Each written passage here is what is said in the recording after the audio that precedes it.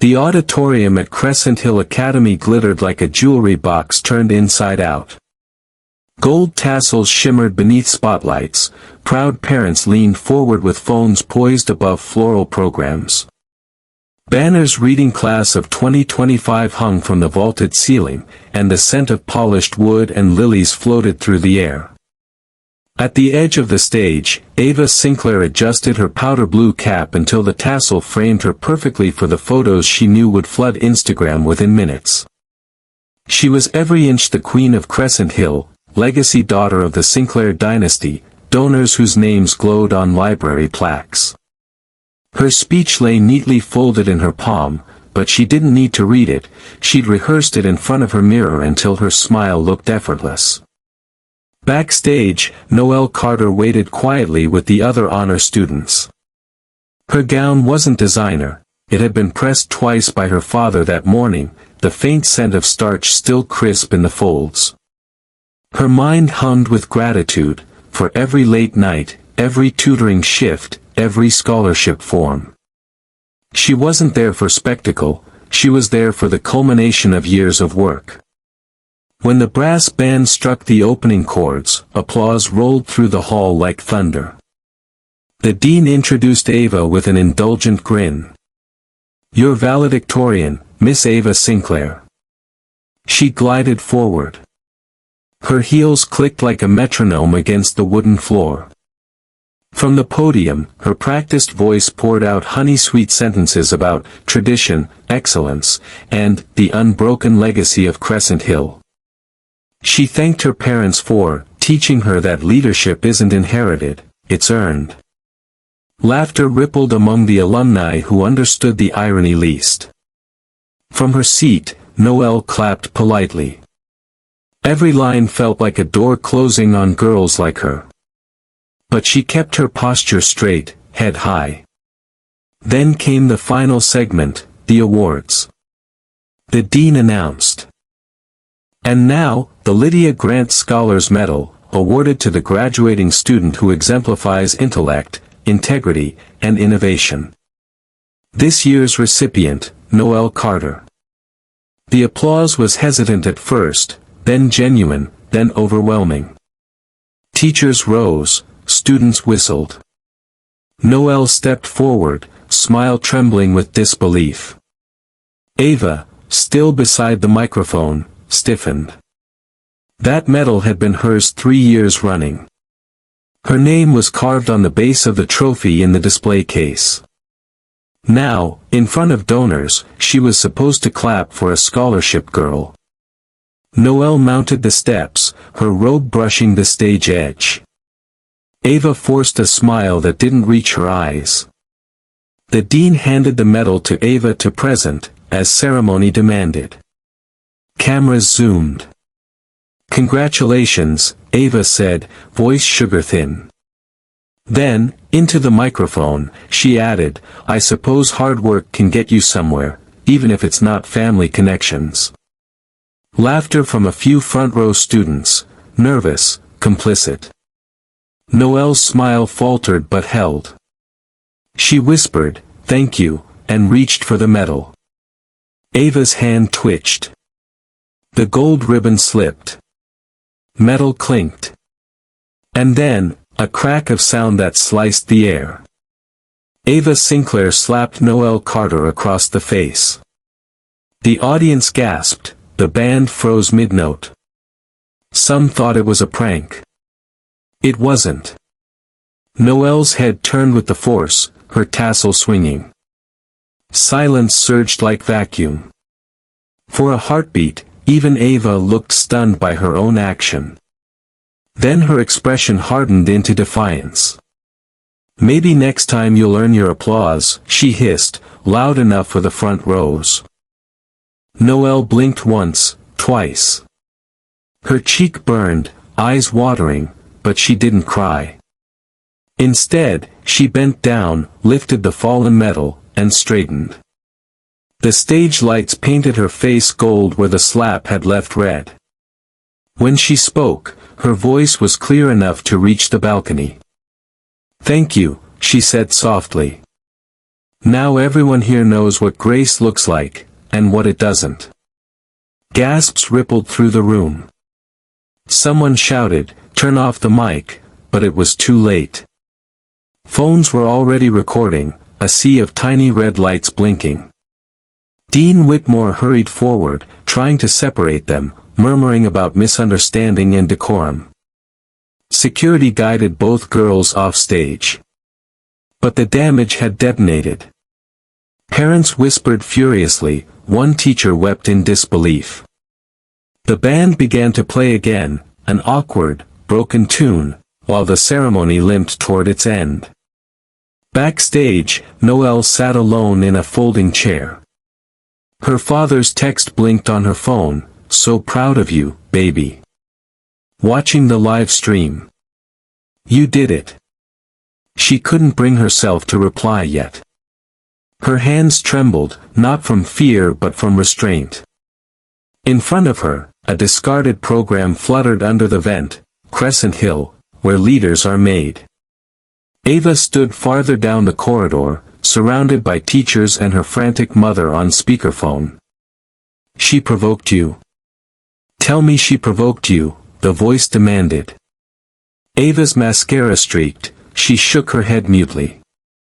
For the first time, there was no script to follow.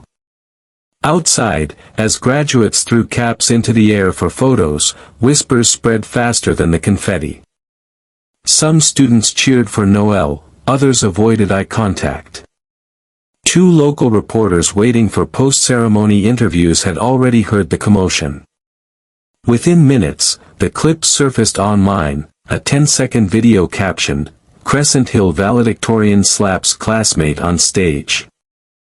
By evening it had millions of views. The slow-motion replay captured everything, Ava's sneer, the swing, Noelle's unflinching response. Comment sections erupted, privilege exposed.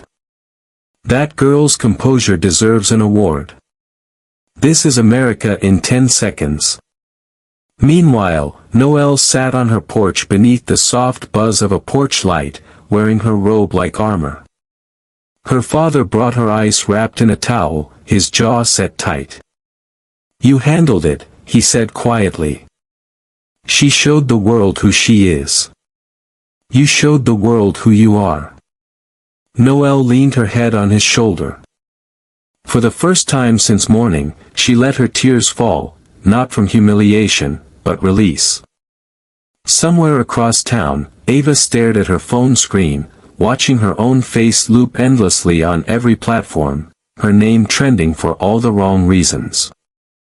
Her hand still stung, but the ache was in her chest now, an emptiness no apology could yet fill. And as the night deepened over Crescent Hill, two lives that had crossed on a polished stage began to spiral in opposite directions, one into disgrace, the other into a story that would change far more than either of them could imagine. The morning after the graduation scandal dawned gray and still over Crescent Hill. Rain streaked down the academy's marble steps as if the sky itself were trying to wash away what had happened the night before. The banners from the ceremony hung limp, their once bright lettering now damp and curling at the edges. Inside the Sinclair mansion, breakfast sat untouched. The chandelier reflected on the polished table like a question no one wanted to answer. Ava Sinclair sat rigidly, scrolling through her phone, jaw clenched. Every social media app showed her face, the slap replayed, frozen, slowed, dissected by strangers. Headlines screamed, valedictorian violence, privilege on parade, the slap heard across the internet. Her mother paced behind her, phone pressed to her ear, voice sharpened by panic. "Tell the board we'll issue a statement," she hissed. Ava was under emotional strain, yes, and she's already apologized privately. "I didn't," Ava muttered, eyes fixed on the comments flooding in. Some defended her, most condemned her. Her father lowered his newspaper, sighing heavily. "You embarrassed this family," he said in the even, lethal tone that carried more weight than shouting. "We built this school's library, its reputation. And you undid it in 10 seconds. Ava swallowed, throat dry. She took everything from me, she whispered. That scholarship medal. Her mother cut her off. Don't speak like that in front of your father. We're meeting with the PR team at noon. You'll read what they write and nothing else. Across town, in a modest house trimmed with marigolds, Noelle Carter sat at the kitchen table in silence. The only sound came from the clock ticking above the refrigerator. Her cheek was faintly swollen, a pale shadow now where the slap had burned red. She'd turned her phone face down, unable to look at the avalanche of notifications. Her father, Marcus, poured coffee into 2 mismatched mugs and placed one before her. The world's gone crazy. Over this, he said quietly. News vans are parked outside the school. Your teacher, Miss Grant, called, said they've suspended graduation photos. Noelle traced a finger along the rim of the mug. I didn't want this, she murmured. I just wanted to graduate. Marcus sat across from her, his posture calm but his eyes fierce. You earned that medal fair and square. You didn't start this. But you can decide how it ends. She looked up. How? By not letting them tell your story for you, he said. Silence isn't surrender, it's control. And so, while the internet erupted, Noelle did the opposite of what everyone expected, she stayed silent. She didn't post. She didn't tweet or grant interviews. She simply vanished from the noise. The world, however, would not stop speaking her name. By noon, major networks ran the footage with slow-motion analysis. Commentators debated race, privilege, and elite education.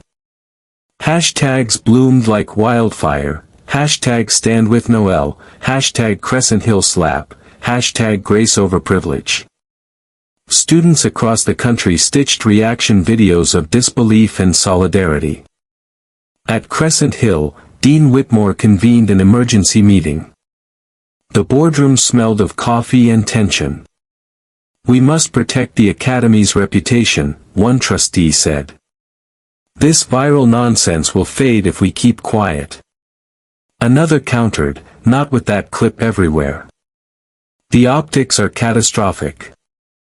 Miss Lydia Grant, seated at the end of the table, folded her hands. Optics, she repeated, her voice sharp. A student was assaulted in front of her peers. We're worried about optics. The room fell still. The dean cleared his throat.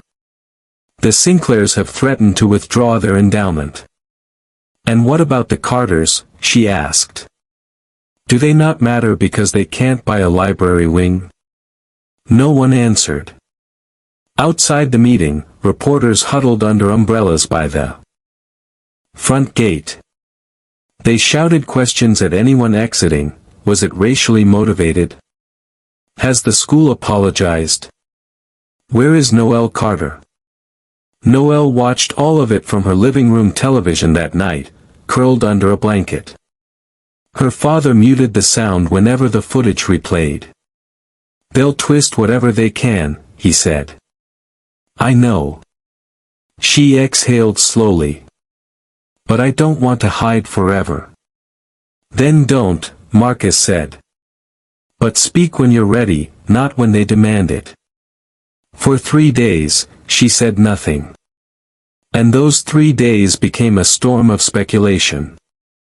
Some accused her of playing victim. Others saw her composure as strength. Memes, essays, and think pieces appeared. A late-night host opened his monologue with, Crescent Hill, where even graduations have plot twists. Meanwhile, Ava's world shrank to the size of her phone screen. Friends stopped replying. Her boyfriend texted once, take a break from socials. You're trending for the wrong reason. Then silence. Her private messages filled with hate. When she finally returned to campus for a disciplinary hearing, cameras followed her. The headmaster tried to protect her identity, but her name had already escaped the school walls. The hearing was brief. "You violated conduct policy," Dean Whitmore said.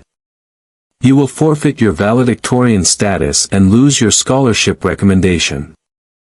Ava's eyes widened. "You can't." He raised a hand. "You may continue your education elsewhere, Miss Sinclair. But not here."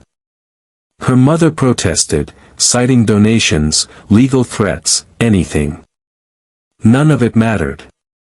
The decision had been made public before the ink dried. That evening, a light rain returned. Ava wandered her empty room, the walls once lined with awards and glossy photos now bare. For the first time, she looked in the mirror and didn't recognize the girl staring back: perfect hair, trembling lips, hollow eyes. Across town, Noelle sat at her desk, pen poised over a thank you note she couldn't finish. 100 messages begged her for interviews, but she ignored them all. What could she say that wouldn't be twisted into drama? Then her phone buzzed with a message from Miss Grant. "They can silence rumors, but they can't silence truth. When you're ready to speak, the world will listen." Noelle stared at those words for a long time. She thought about the stage lights, the sting on her cheek, the way Ava's expression had flickered, not hate, exactly, but fear. She remembered the quiet afterward, how everyone had looked at her, waiting for her to break. And she hadn't. Her silence, she realized, wasn't emptiness. It was a mirror, one that forced everyone else to see themselves clearly. That night, she finally opened her laptop. The cursor blinked on a blank document. Her fingers hovered over the keys, uncertain, then began to type. "My name is Noelle Carter. I have nothing to say about the slap. But I have everything to say about what it means to be seen." She stopped, reread the line, and smiled faintly. "Not yet. Not tonight. Tomorrow, maybe." As she closed the laptop, thunder rolled in the distance, soft, promising, cleansing. The storm that had begun on that stage was far from over. But in the stillness of her small room, Noelle Carter felt something that neither fame nor fury could give her. Control. And for the first time since the slap, she slept peacefully, while the world outside argued endlessly about her silence. By the fourth day, the story had outgrown Crescent Hill. What began as a 10-second clip became a national argument, burning through news feeds and dinner tables alike. The words, "the slap," needed no explanation anymore, everyone knew what it meant. Noelle woke up to the sound of her phone buzzing non-stop. Mentions, tags, article links, journalists wanting her exclusive perspective. She ignored them all and made breakfast instead. Toast popped up, eggs sizzled in the pan. Her father, Marcus, read the newspaper silently. On the front page, "Scholar Student's Dignity Inspires Millions." The photo showed Noelle walking off stage, her face calm, the metal shining against her robe. He folded the paper and looked at her. "You've started something, whether you meant to or not." Noelle sat down slowly. "I didn't start anything," she said. "I just didn't react." "That's what started it," he replied. "Silence makes people listen harder." At school, the atmosphere had turned electric. Crescent Hill's gates were lined with reporters, and students filed in beneath the whirring of drone cameras. The administration sent out a mass email about respect, privacy, and understanding, but no one paid attention. Instead, two camps had formed, those defending Ava and those defending Noelle. On social media, students reposted the video with captions like, "This is what happens when privilege is challenged." Others wrote, "It was just a slap, calm down, it's graduation, not war." A few called it a publicity stunt, claiming Noelle had used the incident to get attention. In truth, Noelle hadn't spoken a single word publicly. But that didn't stop the world from speaking for her. That afternoon, a televised panel debated the event. One commentator, a former alumna, said, "This is not about race or class. It's about teenage emotion getting out of hand." Another cut in sharply, "Oh, come on. We all know if the roles were reversed, the narrative would be very different." The segment trended immediately. Every discussion, every hashtag, seemed to orbit around a single image, Noelle's unflinching face after the slap. Meanwhile, Ava Sinclair's downfall was swift and merciless. Her social media accounts were flooded with comments that swung between disgust and mockery.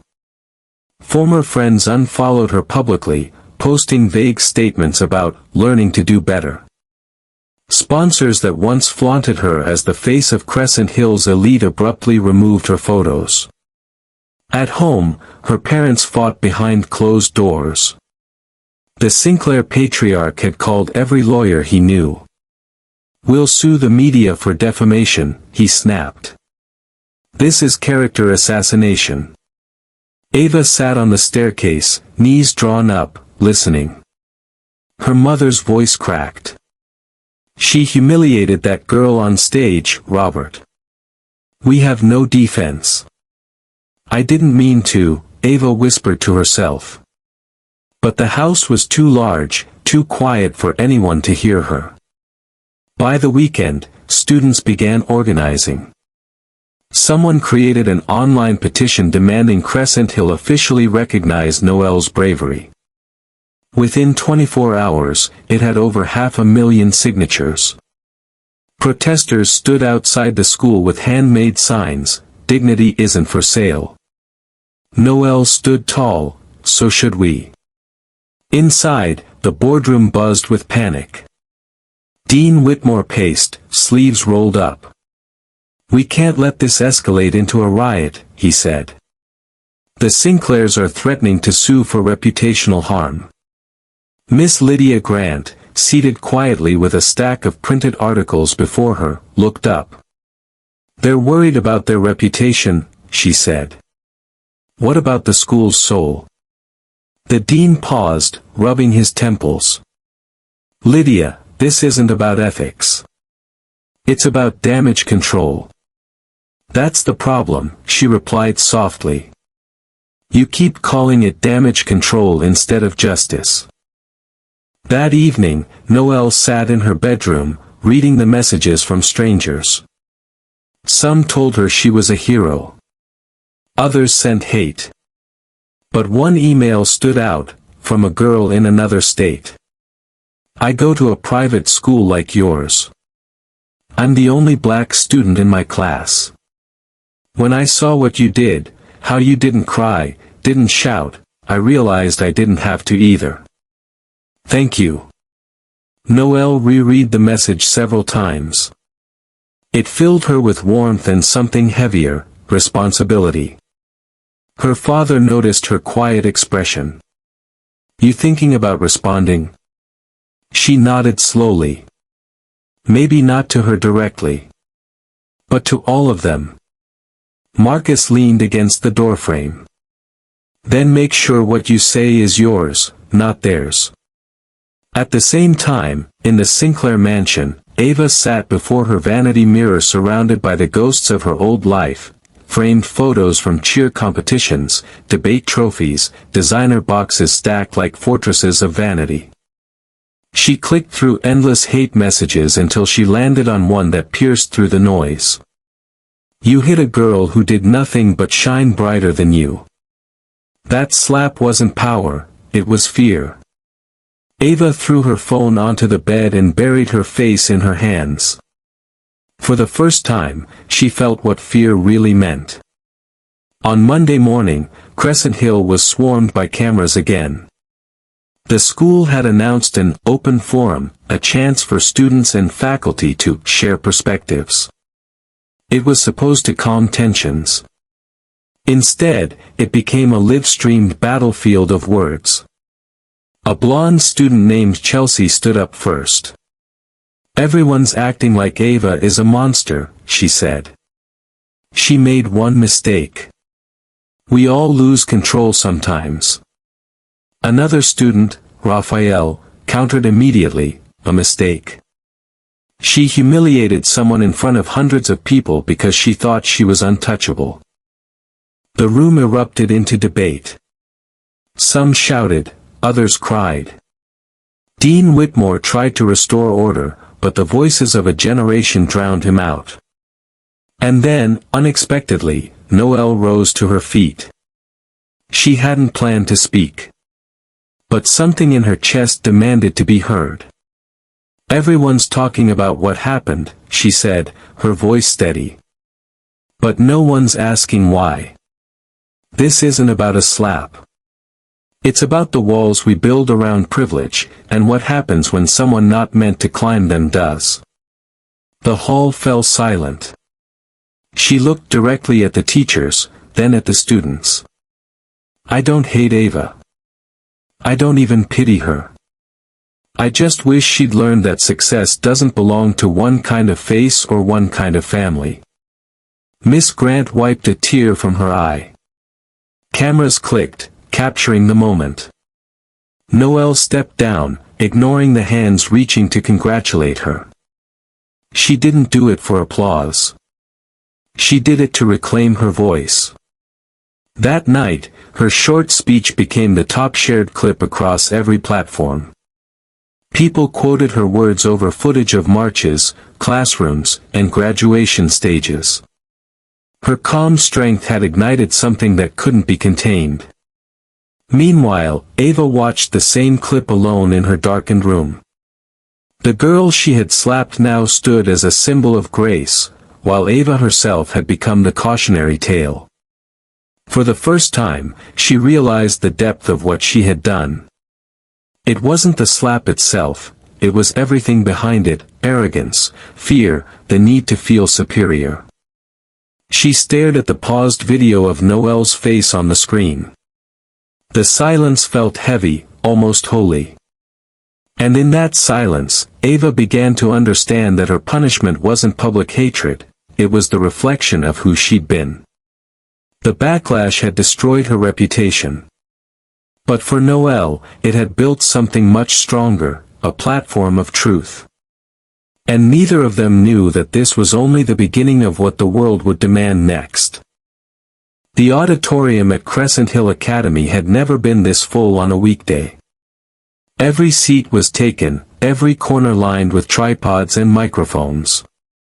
The press called it the Redemption Assembly. The students called it Judgment Day.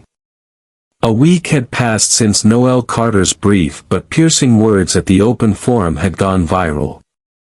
The clip of her saying, "It's not about a slap, it's about the walls we build around privilege," had been replayed on every major news channel. Colleges praised her composure, activists quoted her, celebrities tweeted her name. And yet, she had said nothing since. Now, the school board had scheduled a public event, officially to address the incident and reaffirm Crescent Hill's values. Unofficially, everyone knew they wanted to save face.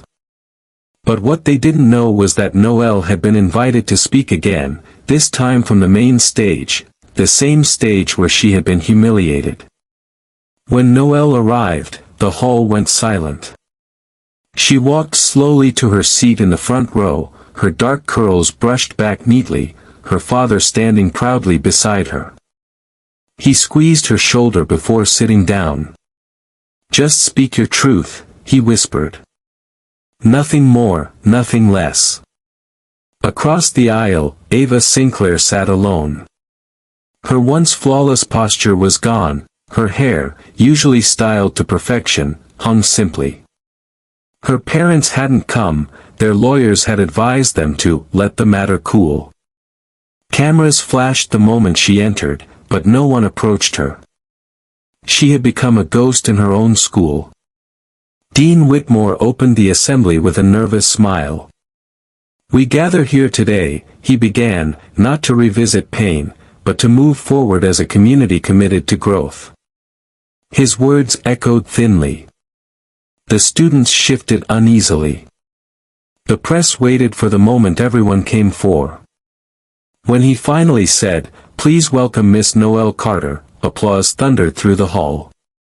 Noelle rose, her palms slightly damp. She crossed the stage with the same calm dignity that had silenced millions online. But now, facing the sea of faces, students, teachers, reporters, she felt something she hadn't before: control. She took a deep breath, adjusted the microphone, and began. "I never planned to stand here again," she said. "The last time I was on this stage, I left it with a handprint on my face and 1,000 eyes watching. Not because I had done something wrong, but because someone else couldn't accept that I belonged here." The audience went utterly still. I didn't speak right away because I needed time to understand what that moment meant, not just for me, but for everyone who's ever been told they should be grateful for the space they earned. She paused, her gaze sweeping across the crowd. When people saw that video, they saw a slap. But what I saw was the mirror this school, and maybe this country, needed to look into. Miss Lydia Grant sat near the aisle, eyes glistening. Noelle continued, her tone measured yet powerful.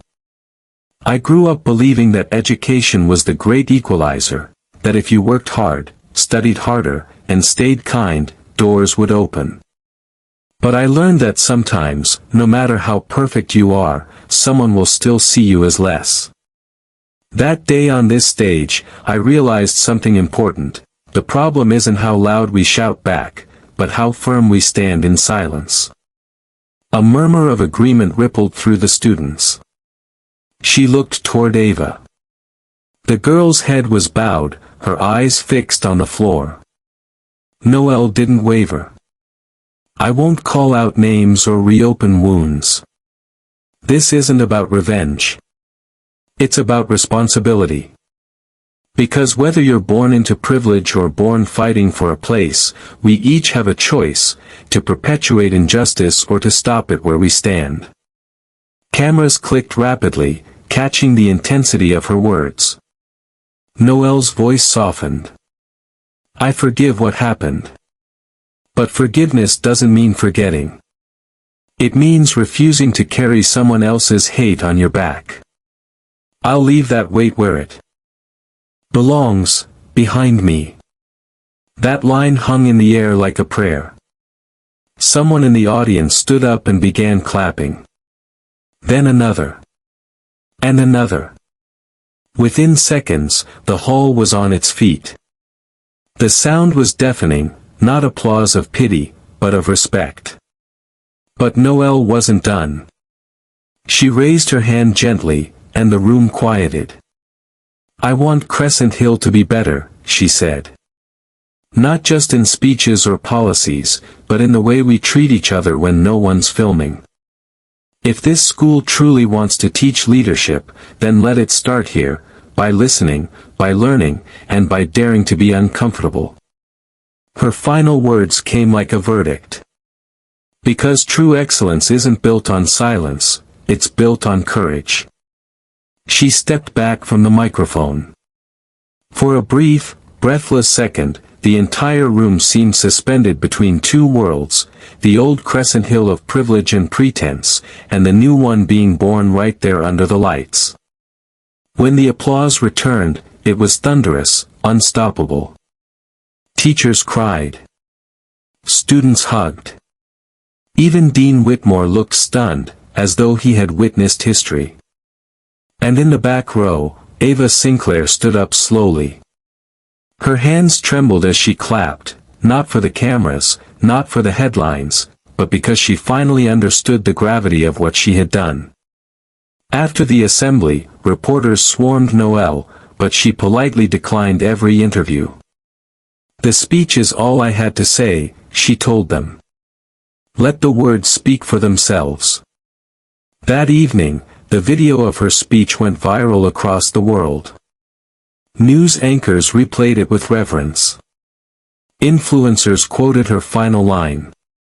Hashtags multiplied again, hashtag true excellence, hashtag Noelle Carter speech, hashtag Crescent Hill rising. In cities across the country, students organized assemblies of their own, standing up to read Noelle's words aloud as pledges of dignity and equality. But while the world celebrated, Noelle returned home to the quiet of her small living room. Her father was waiting, arms crossed but smiling faintly. "You shook the world, kiddo," he said. She laughed softly. "I only told the truth." He nodded. "That's what shakes it." Outside, evening light painted the street gold. Somewhere in another house across town, Ava watched the same speech on her laptop. Her eyes filled with tears, not from anger this time, but shame. She replayed Noelle's words again and again, whispering them under her breath. "Forgiveness doesn't mean forgetting. I'll leave that weight where it belongs." Ava realized she had been living under that weight her whole life, the need to prove she was above others. And now, the very person she had hurt had given her something she didn't deserve, a chance to change. By midnight, the video had reached 10 million views. Crescent Hill was suddenly not just a school but a symbol, a lesson in grace, justice, and redemption. And in a quiet moment before bed, Noelle looked at her medal hanging on the wall. It no longer represented just achievement.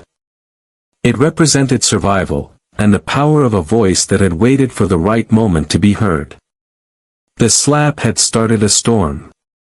But the speech, that shook the world. The morning after Noelle's speech, Crescent Hill Academy woke to an entirely new reality. The old order, of legacy students and hushed hallway hierarchies, had cracked like glass underfoot. Her words still echoed through classrooms, cafeterias, and social media screens, reshaping how people saw the world and themselves. Newspapers carried headlines that read, "The speech that redefined grace." Editorials praised Noelle's composure and courage. Talk shows debated her message, university presidents publicly invited her to speak at their campuses. Even politicians quoted her final line, "True excellence isn't built on silence, it's built on courage." But not everyone celebrated. The Sinclair family's phone lines rang with fury. Sponsors pulled out of partnerships tied to their name, and donations were quietly frozen by the board. The school's PR department had tried to contain the scandal, but Noelle's speech made that impossible. It had transformed the incident from a controversy into a movement. In the Sinclair mansion, the consequences had finally settled like dust after an explosion. Ava sat at the breakfast table, untouched food in front of her, watching the news replay Noelle's speech for the 5th time that morning. Her parents spoke in clipped tones from across the room. "She's been invited to Harvard's Diversity Summit," her mother muttered bitterly. "Harvard. The same university that rescinded your acceptance." Her father folded his arms, his expression a mixture of exhaustion and quiet anger. "Actions have consequences, Ava. You've embarrassed this family. The least you can do is start taking accountability." Ava's voice was barely a whisper. "I know." But the truth was, she didn't yet understand the full scale of what accountability meant. Not until the following week, when she tried to walk through Crescent Hill's courtyard. The moment she appeared, conversations stopped. Students turned away. Some glared openly, others whispered words like "monster" or "bigot" under their breath. One boy muttered just loud enough, guess money can't buy you decency. Ava kept walking, face burning, eyes stinging. She reached her locker only to find a note taped to it, a printout of her slap mid-motion with the caption, "This is who you are." She tore it down, crumpling it in her hands. Later, in the empty art room, she sat by the window and cried quietly. It wasn't just guilt, it was the loneliness that followed shame, the realization that she had built her entire identity on approval that no longer existed. Meanwhile, Noelle's world was changing in its own way. For the first time, she was being recognized not as the scholarship student, but as herself. Reporters knocked on her door, brands offered sponsorships, and colleges sent letters of interest. She declined most of them. "I'm not a symbol," she told Miss Grant when they met for tea after class. "I'm just someone who spoke the truth when it mattered." Miss Grant smiled. "And that's exactly why you've become one." Her mentor leaned forward, eyes kind but serious. "You've started a conversation people have avoided for years. But it won't end unless you protect what it stands for.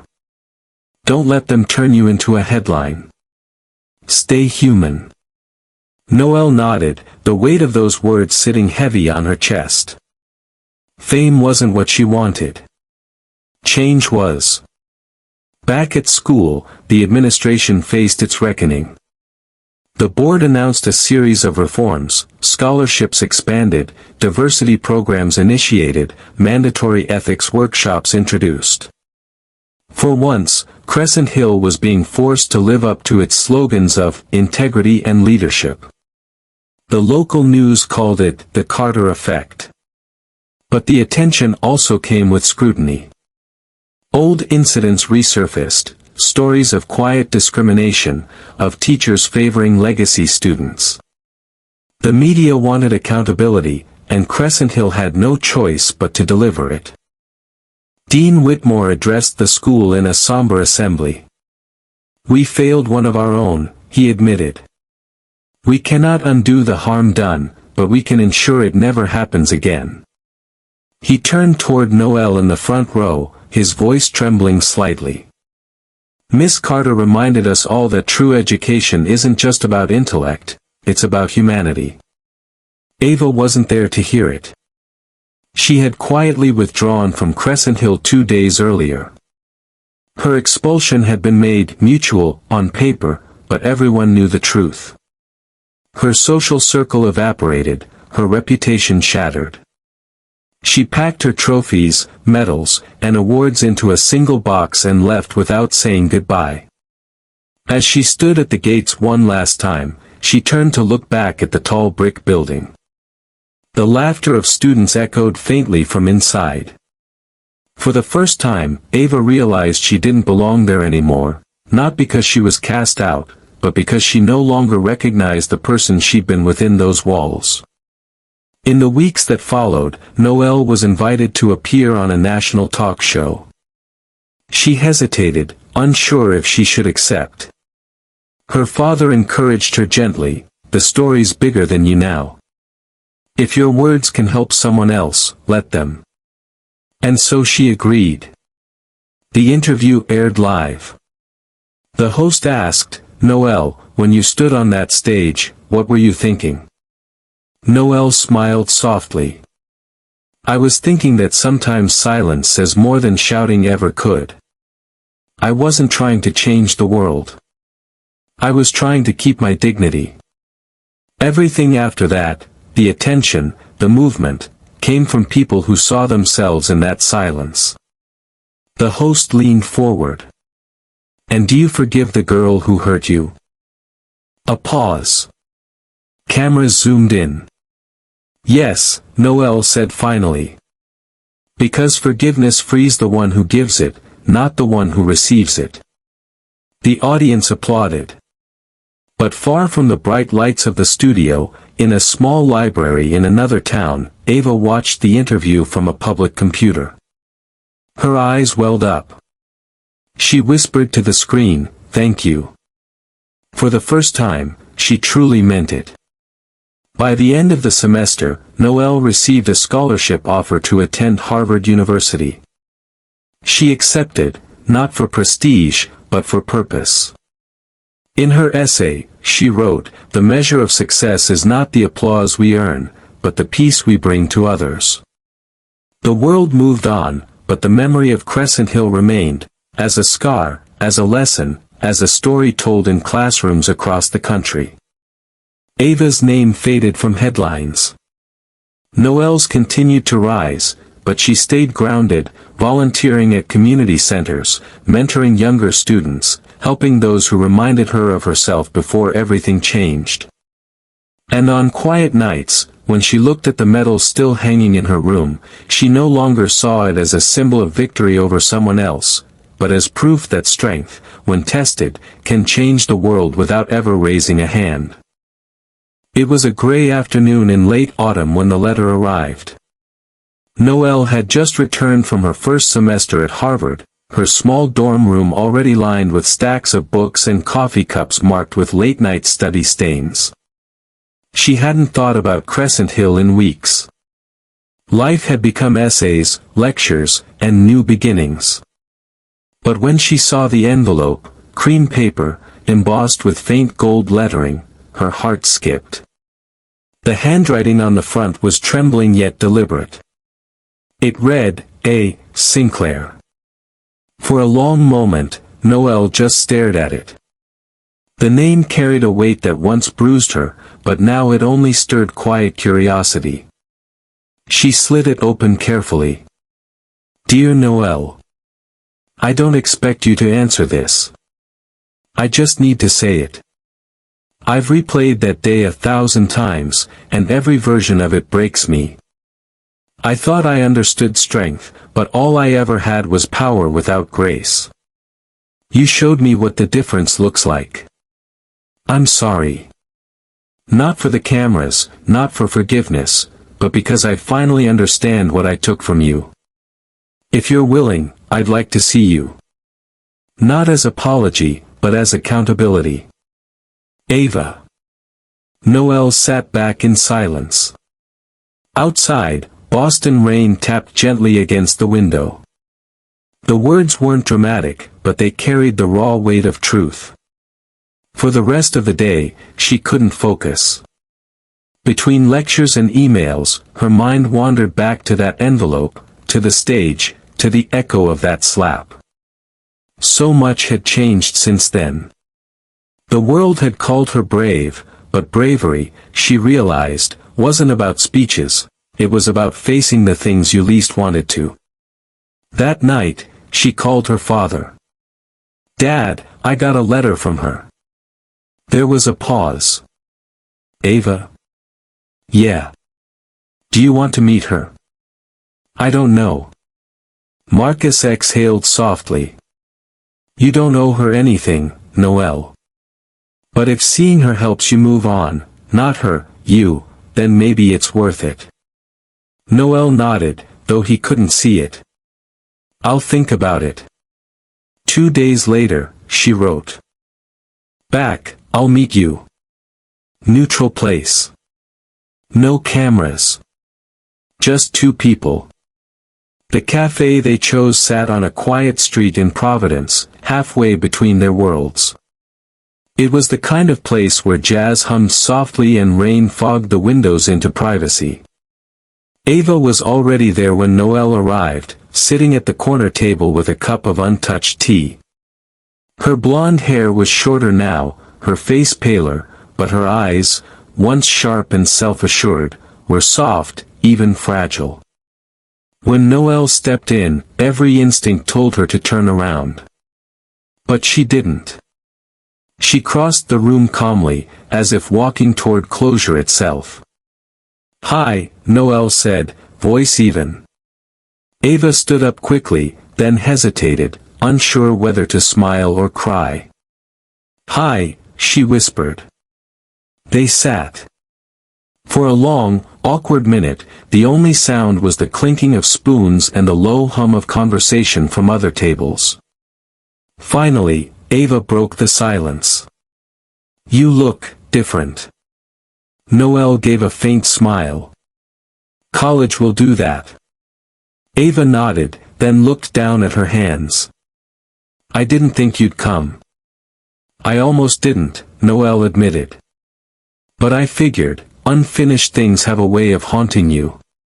Ava swallowed hard. I deserve that. This isn't about deserving, Noelle said. It's about understanding. Ava's eyes shimmered. You have every right to hate me. I hated myself for months. I thought if I disappeared long enough, people would forget. But they didn't. And neither did I. Noelle watched her quietly.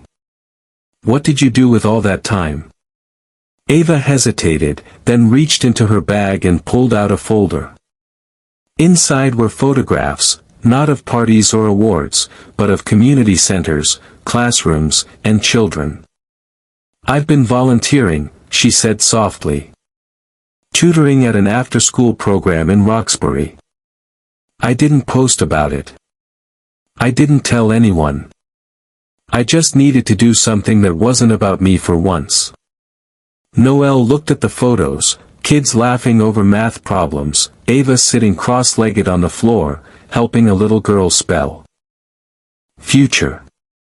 That's good, Noelle said. But you don't need to prove anything to me. Ava's voice broke. I'm not trying to prove it.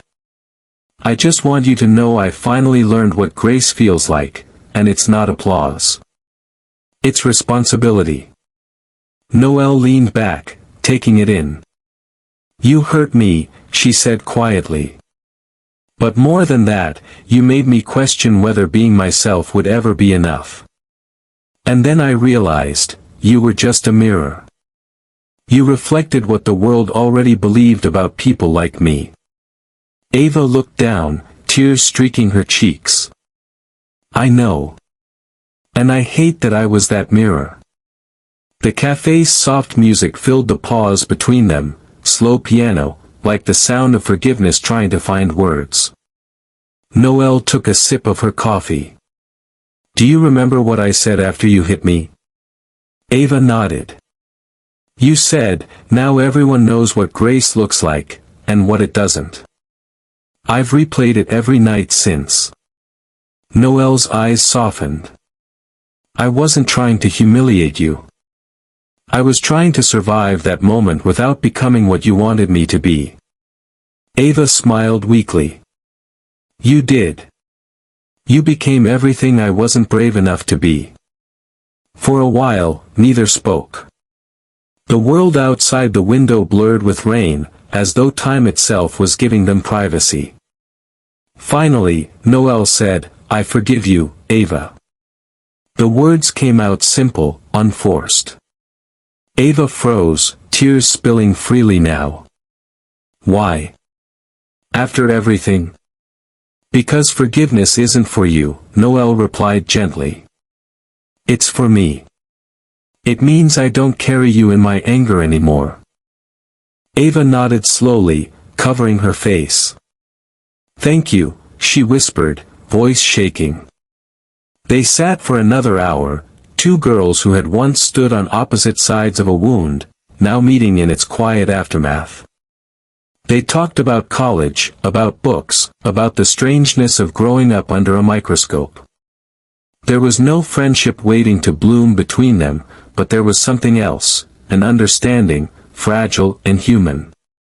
When they finally stood to leave, Ava extended her hand. Good luck, Noelle. Noelle shook it, her grip firm but kind. You too. Outside, the rain had stopped. The street glistened under pale light, every puddle reflecting pieces of the world they had both changed. Ava walked one way, Noelle the other. Neither turned back. But for the first time, both walked lighter. Later that night, back in her dorm, Noelle opened her journal and wrote. Some apologies come too late to fix the past, but just in time to free the future. She closed the notebook, exhaled deeply, and smiled faintly at the thought. Somewhere out there, Ava was probably doing the same, learning, rebuilding, and finally understanding that sometimes redemption begins not with applause, but with a quiet meeting in the rain. Winter crept over Boston in slow silver breaths. By the time the first snow fell outside Noelle's dorm window, her story had already been studied in universities, dissected in classrooms, and quoted in commencement speeches across the country. Yet she remained humble, choosing quiet corners of the library over podiums. But history, it seemed, had no intention of leaving her alone. One evening in late January, as she reviewed notes for a sociology seminar, a polite knock came at her door. A young woman in a wool coat stood there, snow clinging to her eyelashes. "Miss Carter?" she asked. "My name's Elena Shaw. I'm a documentary filmmaker. I've been following your story for the past year. I'd like to tell it, the real version." Noelle hesitated. "The real version?" Elena smiled faintly. "Not the viral one. Not the one people edited into sound bites. I want to explore what came after the slap, what it meant for you, for Ava, for the school, for everyone who watched." Noelle had been approached before by journalists, networks, and even movie producers. But there was something different about Elena's tone. She didn't speak like someone chasing a headline, she spoke like someone searching for truth. "Let me think about it," Noelle said finally. "Of course," Elena replied, slipping her a card. "If you agree, I want both sides. Yours and hers." The words lingered long after the door closed, yours and hers. 3 weeks later, filming began. The documentary crew set up their first interview in a sunlit corner of the Harvard Library. Cables snaked across the floor, cameras hummed quietly, and Noelle sat in front of the lens, wearing a simple navy sweater. Elena adjusted her headset. "Ready when you are." Noelle nodded, her fingers interlaced on her lap. "Where do you want me to start?" "Where it stopped," Elena said softly. "After the slap." Noelle exhaled. "It didn't stop there," she said. "That's the thing. Everyone thinks the story ended when I forgave her. But for me, that was the beginning, of learning what forgiveness really costs." She spoke slowly, carefully, recounting not just the moment on stage but the silence that followed, the speech that changed everything, and the strange mixture of admiration and isolation that came with being a symbol. Elena listened intently, never interrupting. The room seemed to hold its breath with each sentence. Later, Elena interviewed Noelle's father in their modest living room. Marcus Carter sat tall, voice steady. "I taught my daughter to stand up for herself," he said. "But I never imagined she'd have to do it in front of the world." Miss Lydia Grant appeared next, filmed in the Crescent Hill faculty lounge. "It wasn't just about one student's cruelty," she said. "It was a mirror held up to a culture that still decides who deserves respect." Noelle's calm didn't shame Ava, it shamed all of us. The footage was raw, unpolished, human. But what Elena wanted most was the other side. When she reached out to Ava Sinclair, the response surprised her. "I'll do it," Ava wrote. "But not to defend myself. To tell the truth." They filmed her in a small community classroom in Providence, the same one where she now volunteered twice a week. She looked older somehow, not in years but in the quiet way people do when they've been humbled. "I remember every sound from that day," Ava began. "The applause, the gasp, the silence. I remember the slap before I even did it. It was like my body moved before my mind could stop it. And then everything I was, every privilege, every illusion, shattered right there." She paused, voice trembling. People think I lost everything that day. But what I really lost was the lie I'd been living. That's what I deserved to lose. Elena said nothing. The camera captured every blink, every swallow of guilt. Afterward, Ava showed her the same photos she'd once shown Noelle, the children she tutored, the chalkboards covered in crooked handwriting.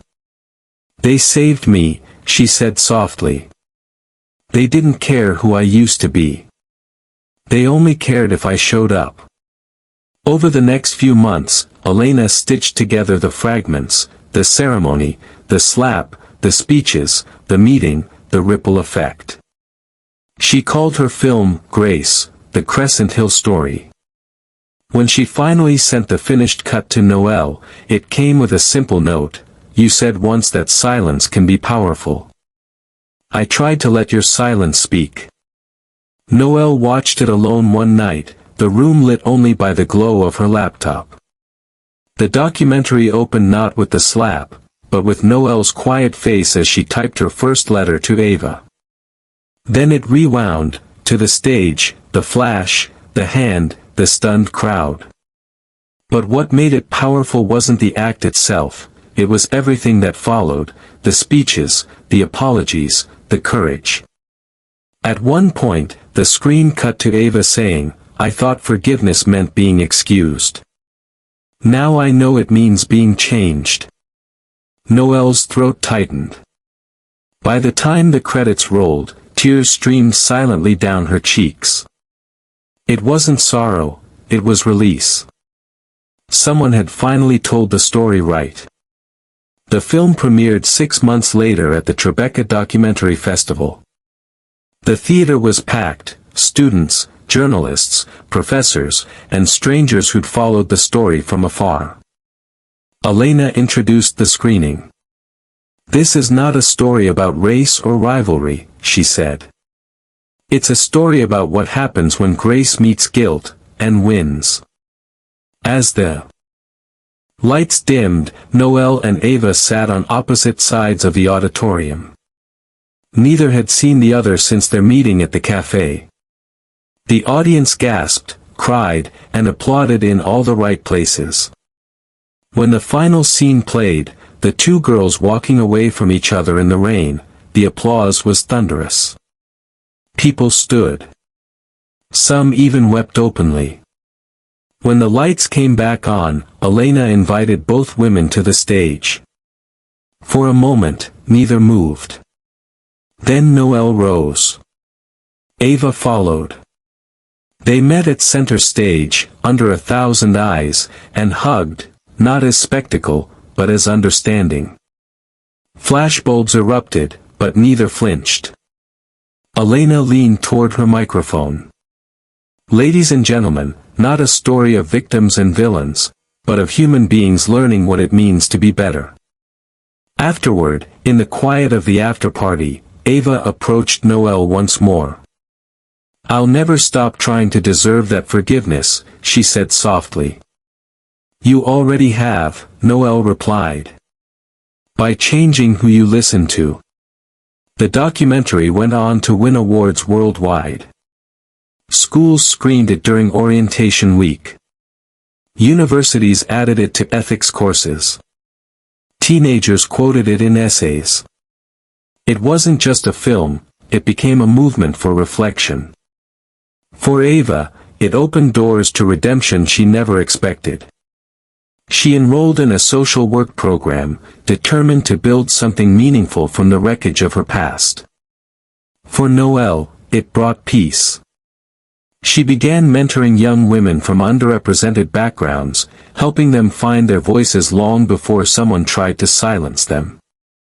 And for the world that had once watched two girls collide in cruelty, the documentary offered something rare, a glimpse of transformation, caught on film.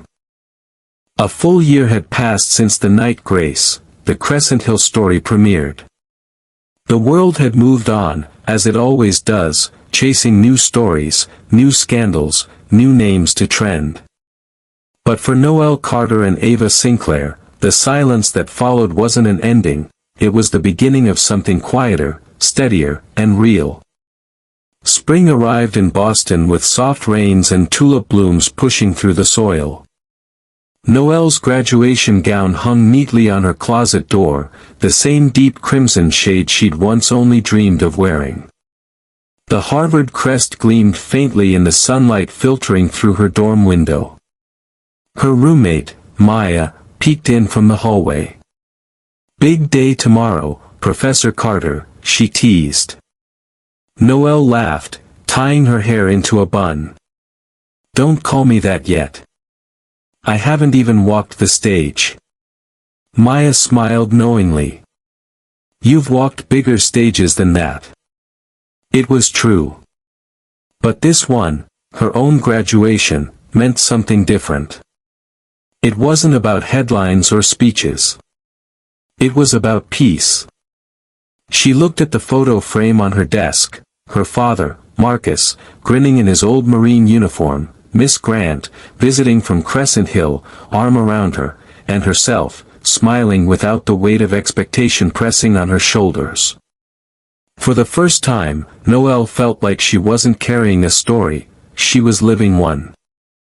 The next day, the Harvard yard overflowed with color and sound. Bells rang, families cheered, and rows of crimson robes shimmered under the afternoon sun.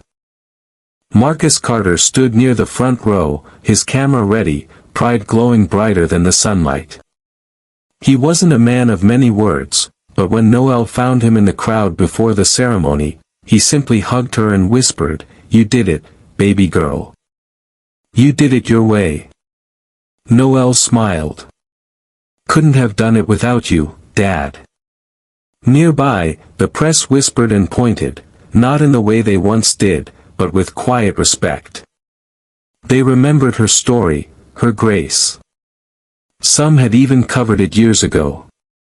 Now, seeing her in that cap and gown, they realized how far she had come, not as a headline, but as a woman. When her name was called, applause swept through the yard. Noelle crossed the stage slowly, her eyes searching the crowd until they found her father. He stood tall, clapping with tears threatening to spill. She accepted her diploma, smiled, and nodded once, a gesture of gratitude to the world that had once broken her and taught her how to rebuild. After the ceremony, as the crowd thinned and laughter echoed across the courtyard, a familiar voice called softly behind her. "Noelle?" She turned. Ava Sinclair stood a few paces away, holding a small bouquet of white lilies. Her blonde hair was shorter now, her posture humbler but confident in a new, quiet way. She wore a modest gray dress and carried the faint air of someone who had learned how to live without pretending. "Ava," Noelle said, surprised but not uneasy. "I didn't mean to intrude," Ava said quickly. "I just wanted to see you walk. To see where grace led you." Noelle smiled faintly. "You didn't intrude." For a moment, they stood in the soft hum of post-graduation chatter. Then Ava extended the flowers. "Congratulations," she said. "You earned every step of this." Noelle accepted them gently. "Thank you." Ava's eyes flickered with emotion. "I've started a foundation," she said. "For students from underrepresented schools.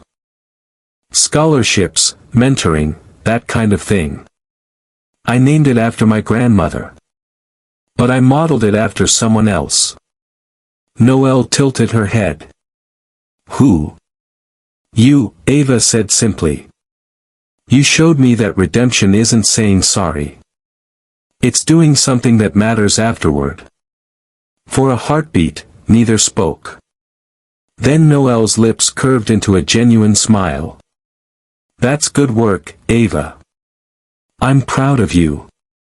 Ava looked down, blinking away tears. "You have no idea what those words mean." "I do," Noelle said softly. "Because once, I needed to hear them too." They both laughed quietly, not in awkwardness but in the ease of two people who had finally made peace with the past. "Will you ever come back to Crescent Hill?" Ava asked. Noelle thought for a moment. "Maybe one day. Not as a student. Maybe as a speaker. Or a teacher. Places like that change slowly. But they can change." Ava nodded. "And when they do, I'll be there to see it." They hugged briefly, not as friends, but as equals who had survived the same storm and learned how to walk forward afterward. That summer, the Grace Foundation documentary was added to the National Museum of American History's archives under a section titled "Moments That Changed the Conversation." Letters poured in from students, parents, and teachers around the world. Some wrote about how they had stood up to bullying. Others said the film made them forgive someone they never thought they could. Noelle received hundreds of invitations to speak at universities, but she chose only one, Crescent Hill Academy. When she returned, the school looked both familiar and new. The banners had changed, now reading, "Integrity. Empathy. Courage." The Lydia Grant Scholars Medal, the same one that had once sparked chaos, now bore a new engraving, "In honor of Noelle Carter, for grace beyond measure." As she walked through the courtyard, students waved shyly, whispering her name in reverence. She smiled and waved back, her steps light, her heart unburdened. Inside the main hall, Dean Whitmore, grayer, gentler, greeted her warmly. "Miss Carter," he said, shaking her hand. "You'll always have a home here." Miss Grant hugged her tightly. "You did it," she whispered. "I just kept walking," Noelle replied. Later, during her address to the students, she stood on the same stage where everything had once gone wrong. The memory no longer hurt, it had become a monument. "I used to think strength meant standing taller than the people who try to tear you down," she said. "But it's the opposite. Strength is what happens when you refuse to let hate make you smaller." She looked out at the crowd of young faces, some nervous, some inspired, and smiled. "One day, someone will test you. When that happens, remember, you don't have to fight fire with fire. Sometimes, all you have to do is stand, and let the world see what dignity looks like." When she finished, the room erupted in applause, not the shocked, uncertain kind that had once followed her, but a steady, grateful roar. Afterward, as she left the building, she paused at the entrance and looked up at the banner fluttering above. The wind caught it just enough for her to read the final line beneath the school crest. "Excellence built on courage, inspired by Noelle Carter." A laugh of disbelief slipped from her lips. For all the pain, all the sleepless nights, all the moments she had doubted herself, it had led here. As she walked down the familiar steps into the warm evening light, she saw the next generation of students crossing the lawn, diverse, confident, unafraid. The world had changed, even if only by inches. And as she reached the gate, she whispered a quiet prayer of thanks, not for victory, but for the journey. For the lessons found in pain, the forgiveness that freed her, and the grace that carried her forward. The past was no longer a shadow behind her. It was a path she had walked, and walked beyond. She smiled, lifted her chin toward the setting sun, and took her final step forward.